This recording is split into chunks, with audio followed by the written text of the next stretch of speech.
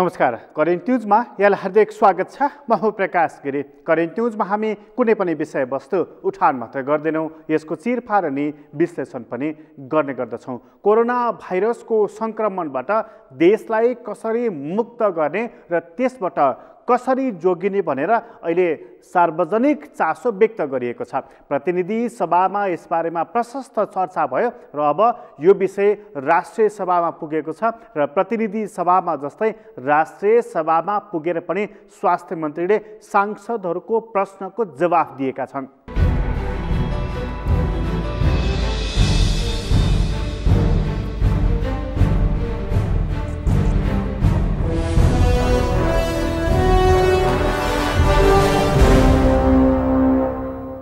Corona भाइरसबाट कसरी जोगिने यो एउटा ठुलो चुनौतीको विषय बनिसकेको छ। करिब 150 भन्दा बढी मुलुकमा कोरोना भाइरस सङ्क्रमित भइसकेको छ र अहिलेको कोरोना भाइरसको एपिसेन्टरको रूपमा रहेको छ युरोप। चीनबाट सुरु भएको कोरोना भाइरस अब युरोपमा सिफ्ट भएको छ र यो अफ्रिकासम्म पनि सरेर गइसकेको छ। त्यसैले विश्वव्यापी रूपमा सङ्क्रमित हुन पुगेको कोरोना भाइरसबाट हामी कसरी जोगिने भनेर अब निकै धेरै चासो संसदमा मात्र होइन, यो सार्क रिजनमा नै भइरहेको छ। त्यसैले त भारतीय प्रधानमन्त्री नरेन्द्र मोदीले सार्क क्षेत्रमा कोरोना भाइरसबाट कसरी जोगिने र त्यसको विरुद्धमा एउटा रणनीति कस्तो तयार गर्ने भनेर सार्क क्षेत्रका राष्ट्र प्रमुखहरूसँग संवाद गरेका छन् र त्यो संवाद मार्फत एउटा रणनीति तय गर्नको लागि सार्कका राष्ट्रहरू अब अघि बढ्नेछन्। यसरी अघि बढिरहँदाखेरि नेपाल स्वयंको तयारी चाहिँ के रहेको छ? नेपालको भारतसँग खुल्ला सिमानाहरू रहेका छन्। ती सिमानाहरूमा कोरोना भाइरस सङ्क्रमित व्यक्ति आएको या गएको कुराको निगरानी कसरी राख्ने? यदि त्यस्ता सङ्क्रमित बिरामीहरू छिरिहालेको खण्डमा उनीहरूलाई कसरी आइसोलेसन सेन्टर या क्वारेन्टाइनमा राख्ने भन्ने अर्को महत्त्वपूर्ण विषय बनिरहेको छ र यो विषयमा चर्चा गरिरहँदाखेरि नेपालसँग कोरोना भाइरसको बारेमा चेक जाँच गर्ने त्यस्तो महत्त्वपूर्ण उपकरण छ कि छैन, हाम्रो ल्याब त्यति सक्षम छ कि छैन, अर्को पनि उत्तिकै महत्त्वपूर्ण विषय बनिरहेको छ। सरकारले भनेको छ यसमा चिन्ता लिनु पर्दैन भनेर। सांसदमा यसै गरी सांसदहरूले सवाल गरेका थिए र सांसदहरूले संसदमा प्रश्न उठाउँदै हाम्रो क्षमता, सरकारको तयारी र अबको योजना के छ भनेर प्रश्न गरेका थिए र त्यो प्रश्नको उत्तर के थियो र प्रश्न कस्ता थिए, आजको अङ्कमा हामी बढी यसमा केन्द्रित हुनेछौँ र कार्यक्रमको सुरुवातमा चाहिँ सांसदले प्रश्न गरेका छन् राष्ट्रिय सभामा, सरकारको योजना के छ? हामी सुरक्षित छौँ कि छैनौँ? सुरक्षाका नीतिहरू कस्तो तयार गरिँदैछ र त्यसको लागि सरकारले गर्नुपर्ने तयारी कस्तो गरिरहेको छ? सांसदले गरेको प्रश्न नै हामी सुरुवातमा प्रस्तुत गर्दैछौँ।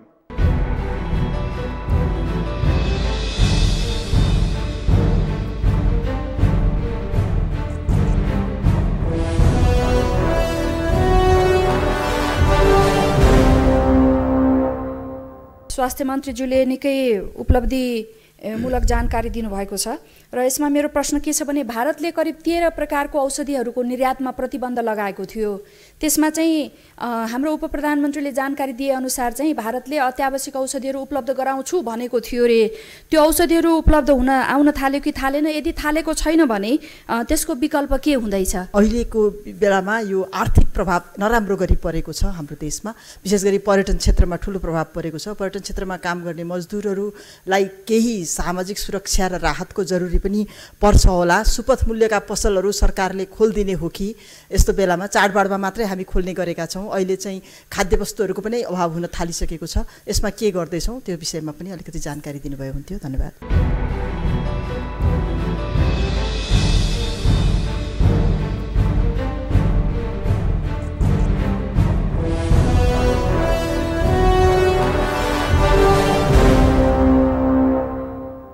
प्रश्न त सांसदहरूले संसदमा गरेका छन्। यो प्रश्नको जवाफ दिन त सजिलो छ, तर प्रश्नको जवाफ सँगसँगै कार्यान्वयनमा लैजानको लागि चाहिँ निकै धेरै कठिन पनि रहेको छ। खास गरी नेपाल जस्तो देश जहाँ प्रविधिले हामी युक्त रहेका छैनौँ, त्यस्तो ठाउँमा कोरोना भाइरसबाट कसरी मुक्त हुने र कोरोना भाइरसलाई कसरी हामीले यदि लागेकै खण्डमा पनि उपचार कसरी गर्ने, यस्ता केही जटिल समस्याहरू रहेका छन्। तर समस्या रहे पनि सरकारले संसदमा जवाफ दिएको छ। अहिलेसम्म 464 जनाभन्दा बढी मानिसको शङ्काको भरमा उपचार भइसकेको छ, उनीहरूको जाँच गरिएको छ, तर एकजनालाई पनि कोरोना भाइरसको सङ्क्रमण भएको फेला परेको छैन। यो हाम्रो लागि साह्रै सुखद कुरा हो। तर यसरी चारैतर्फ कोरोना भाइरसले घेरिसक्दाखेरि हामी पनि ढिलो चाँडो यसको चपेटामा पर्छौँ कि भन्ने डर छ। त्यसैले स्कुलहरू छिटो बन्द गर्नु पर्यो, सार्वजनिक सभा समारोह अन्तर्राष्ट्रिय सम्मेलनहरू रोकिनु पर्यो भनेर प्रश्न उठाइएको छ र सरकारले जवाफ दिएको छ कि कूटनीतिक राहदानी बाहेक बाहिरकोलाई भिसाको लागि बन्द गरिएको छ वैशाखको 18 गतेसम्म। 56 लाख विद्यार्थीहरूमध्ये 1 देखि 9 कक्षासम्मको परीक्षा चैतको 5 गते सम्पन्न हुनेछ। त्यसैले त्यसपछि विद्यार्थीहरू स्वत बिदामा बस्नेछन्, घरमा बस्नेछन्। करिब 1 महिनाको छुट्टी उनीहरूलाई मिल्नेछ। एसईई को परीक्षाको सन्दर्भमा अबका 1-2 दिनमा हेरौँ, त्यसपछि अर्को रणनीति अपनाउला भनेर सरकारले जवाफ दिएको छ।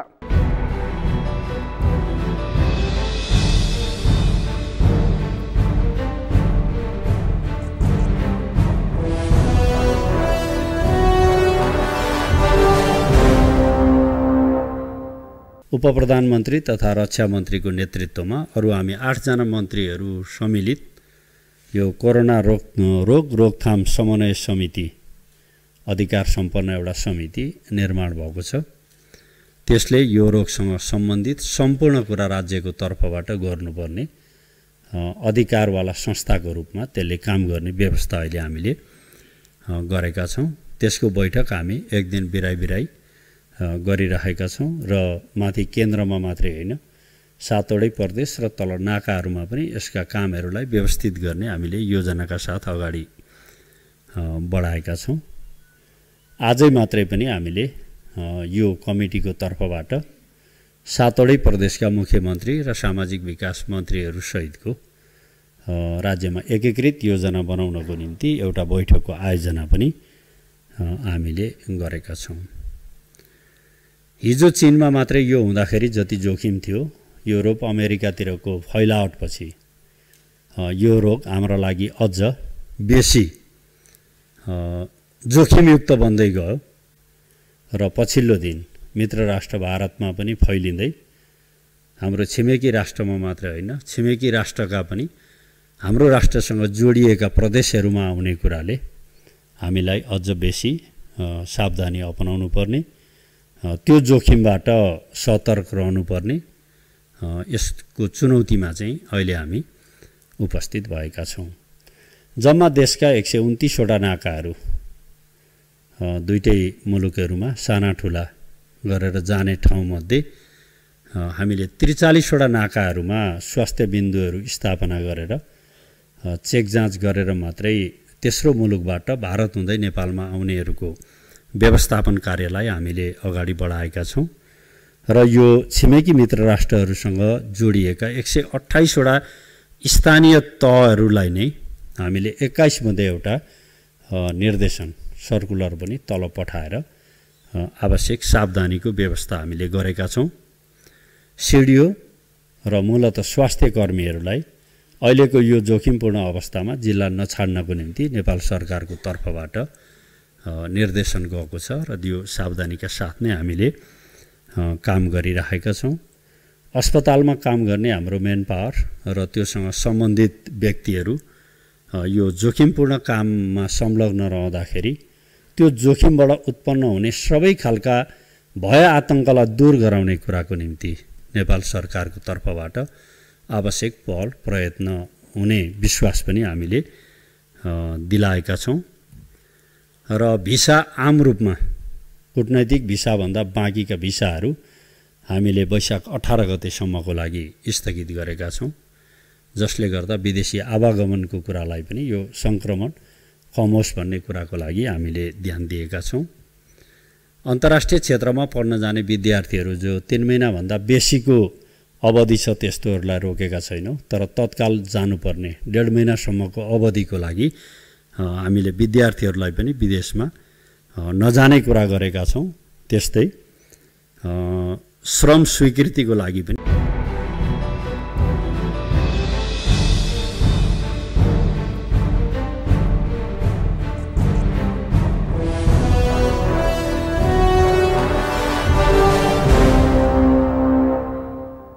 सरकारले तयारी गरेको चाहिँ देखिन्छ। अहिले आएर अलिकति तातो लागेको छ, ढिलै भयो तर तयारी चाहिँ सरकारले गरेको छ।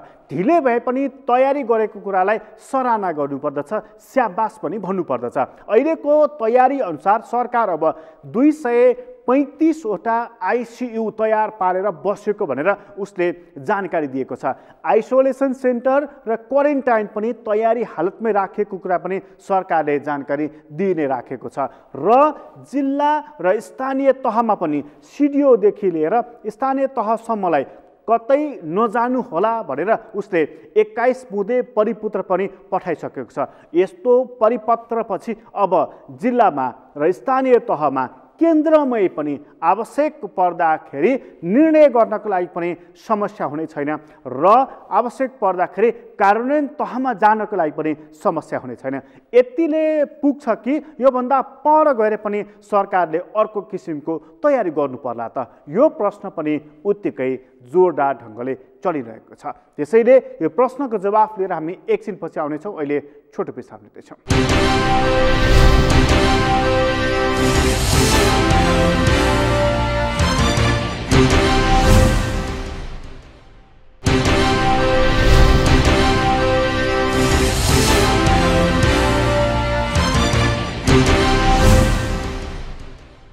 विश्रामपछि पुनः स्वागत छ। हामी करेन्ट न्युजमा छौँ र करेन्ट न्युजमा कुराकानी गर्दैछौँ हामी कोरोना भाइरसबाट कसरी मुक्त रहन सक्दछौँ भनेर। कोरोना भाइरसले हामी प्रत्यक्ष रूपमा सङ्क्रमित भएका छैनौँ, तर कोरोना भाइरसको प्रभाव र त्यसको असर पनि हामीलाई परिसकेको छ। बजारमा यसको असर देखिन थालेको छ, अर्थतन्त्रमा यसको असर देखिन थालेको छ, वैदेशिक रोजगारीमा यसको असर देखिन थालेको छ, पर्यटन क्षेत्रमा यसको सबैभन्दा ठुलो असर देखिसकेको छ। त्यसैले कोरोना भाइरसबाट हाम्रो स्वास्थ्य सङ्क्रमित भइसकेको छैन, हामी स्वस्थ छौँ, हामी सुरक्षित छौँ, तर हाम्रो अर्थतन्त्र चाहिँ बडा सङ्क्रमित भएको छ, कमजोर किसिमको हुन पुगेको छ। यसले हाम्रो ढाडै सेकाउँछ कि यो बडा सोचनीय विषय बनेको छ। त्यसैले सरकारले यसबाट जोगिनको लागि कृषि उत्पादकत्वमा ध्यान दिनुपर्ने, रोजगारी सिर्जनामा ध्यान दिनुपर्ने र यसलाई उसले आम मानिसहरूलाई कसरी यसबाट सुरक्षित रहने र कसरी व्यस्त पनि रहने यस्ता खालका काम र क्रियाकलापमा पनि लगाउनु पर्नेछ। त्यसैले सांसदहरूले प्रश्न उठाएका छन्, सांसदहरूले सुझाव पनि दिएका छन्, सांसदहरूले जिज्ञासा पनि राखेका छन्, यसमा चाहिँ सरकारको तयारी के छ भनेर।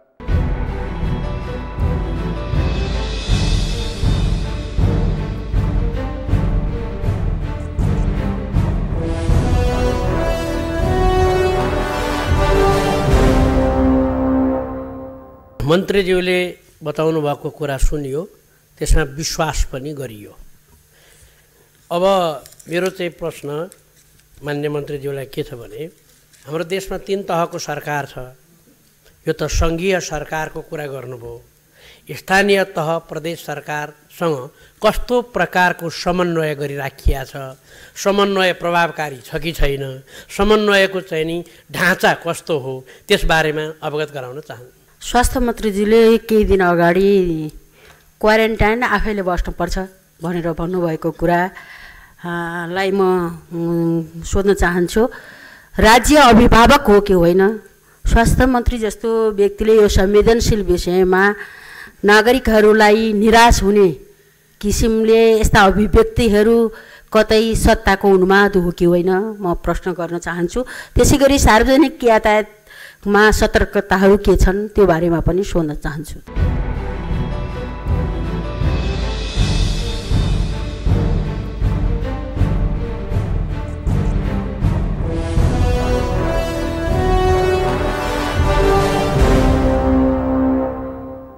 सरकारले तयारी त अनेक खालको गरेको छ, तर आकस्मिक रूपमा आएको यो महामारीको कारणले गर्दाखेरि अलिकति तयारी गर्नको लागि उसलाई पनि हम्मे परे नै होला। तर सार्क क्षेत्रमा नै भारतीय प्रधानमन्त्रीले लिएको यो अग्रसरता र नेपालले त्यसमा देखाएको तदारुकता, यसले अलिकति सार्क क्षेत्रमा आउन सक्ने तनावलाई कम गर्नको लागि मद्दत गर्नेछ भनेर अलिकति विश्वास लिन सकिन्छ।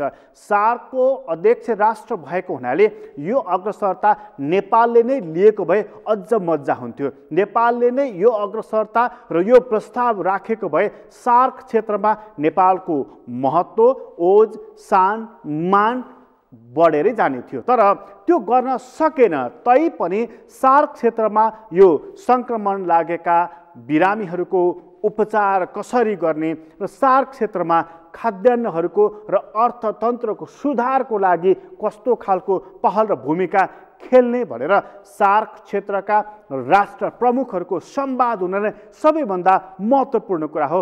यो क्षेत्रको स्वास्थ्य अझ बढी राम्रो बनाउनको लागि त्यो सँगै नेपालले गर्नुपर्ने आफ्नै काम चाहिँ के रहेका छन्, अलमल उसले केमा गरिरहेको छ, गर्नुपर्ने चाहिँ कहाँनिर हो, एउटा रिपोर्ट हामी यहाँ प्रस्तुत गर्दैछौँ।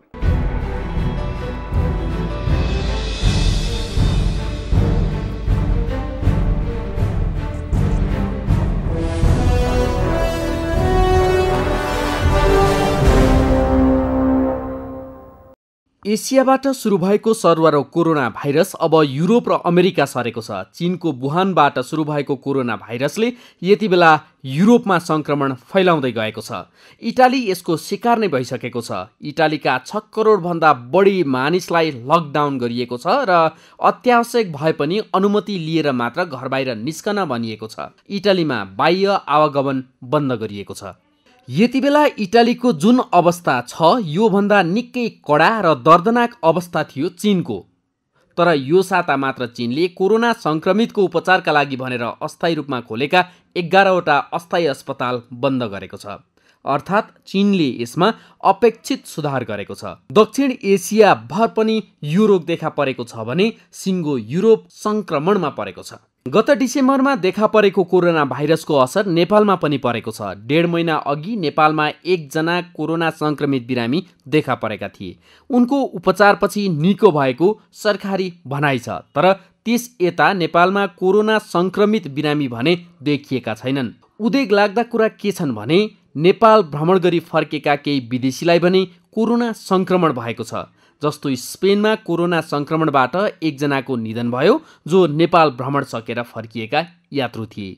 कोरोनाको असर कहाँ पर्यो र कहाँ परेन भनेर बहस गर्नु अब आवश्यक छैन, बरु कति असर पर्यो र कतिसम्म असर पर्छ भनेर बहस गर्नु उपयुक्त हुन्छ। चीनको वुहानमा कोरोनाको संक्रमण बढ्ने बित्तिकै नेपालमा चीनमा रहेका नेपाली फिर्ता ल्याउन दबाव पर्यो।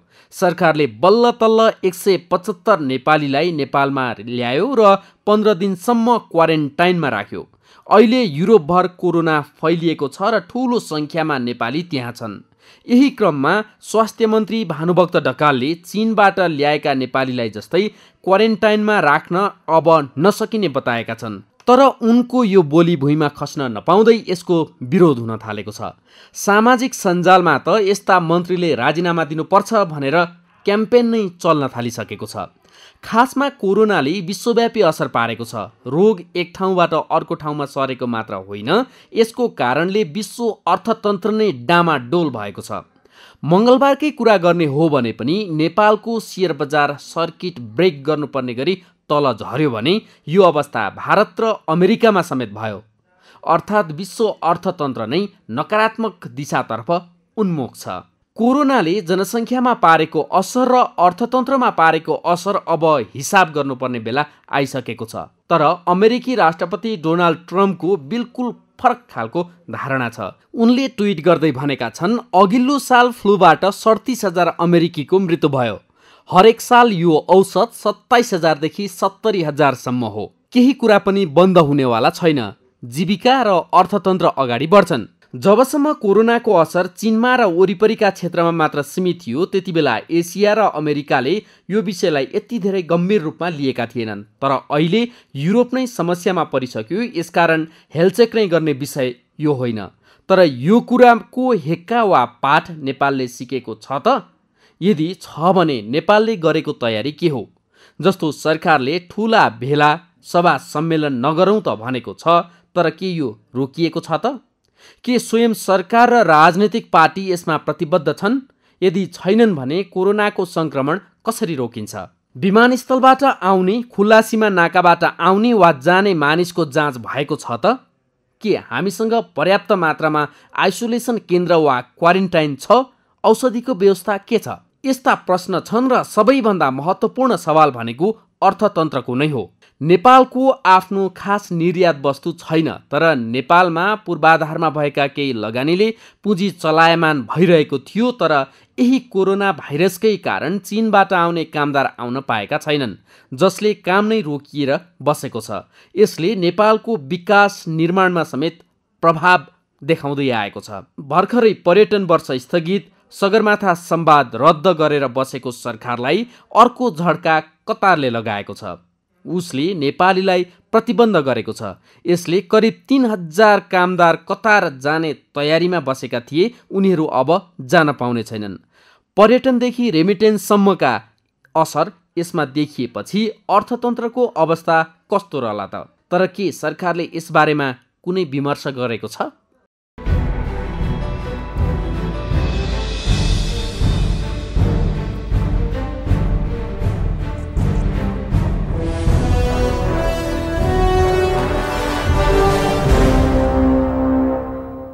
कोरोना भाइरसको संक्रमण विश्वव्यापी रूपमा फैलिरहँदाखेरि नेपाल सहित करिब 46वटा देशमा मात्रै अब यो रोग संक्रमणको रूपमा फैलिन बाँकी रहेको छ। नेपाललाई पनि कोरोना भाइरसबाट संक्रमित देशकै सूचीमा राखिएको छ। तर नेपाल यो रोग लागेको व्यक्तिहरू भेट्टाउन चाहिँ नेपालमा सकिन। बरु डेङ्गु रोग लाग्न थालिसक्यो, तर कोरोना भाइरसबाट प्रभावित भएको, संक्रमित भएको व्यक्ति 1.5 महिना अघि एकजना भेटिएको बाहेक अर्को रेकर्ड रहेको छैन। तैपनि नेपाल कोरोना भाइरसबाट संक्रमित देशको सूचीमा चाहिँ परिसकेको छ। यो सूचीमा परिरहँदाखेरि पर्यटन व्यवसायी र अर्थविज्ञहरू भन्न थालेका छन् कि यो सिजन अर्थात् सेप्टेम्बरभन्दा अगाडिको स्थितिमा नेपालको पर्यटन क्षेत्र सुधार गर्नको लागि कठिन छ भनेर अर्थविदहरू भन्न थालेका छन्। यसैले गर्दा नेपालको अर्थतन्त्रमा प्रत्यक्ष असर पर्न सक्दछ भनेर अब यसमा सरकारले एक कदम अघि बढ्नुपर्नेछ, व्यवसायी उद्यमीहरू अर्को कदम अघि बढ्नुपर्नेछ। नेपालको यो नाजुक अवस्था रोक्नको लागि, यसबाट मुक्ति पाउनको लागि अन्य देशहरू खास गरी चीनले अपनाएको विधिको बारेमा पनि ख्याल गर्नुपर्नेछ। चीनका एकजना उद्यमी खास गरी अलिबाबाका संस्थापक ज्याक माले अमेरिकालाई 5 लाख थान किट उनले सहयोग गरेका छन्। एउटा उद्यमीले चाहँदाखेरि यति ठुलो सङ्ख्यामा किट सहयोग गर्न सक्दो रहेछ।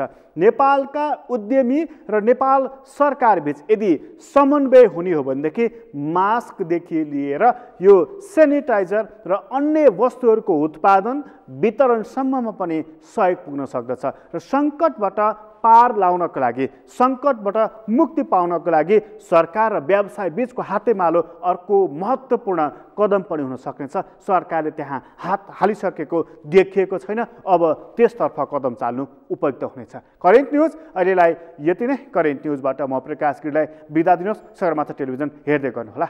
नमस्कार।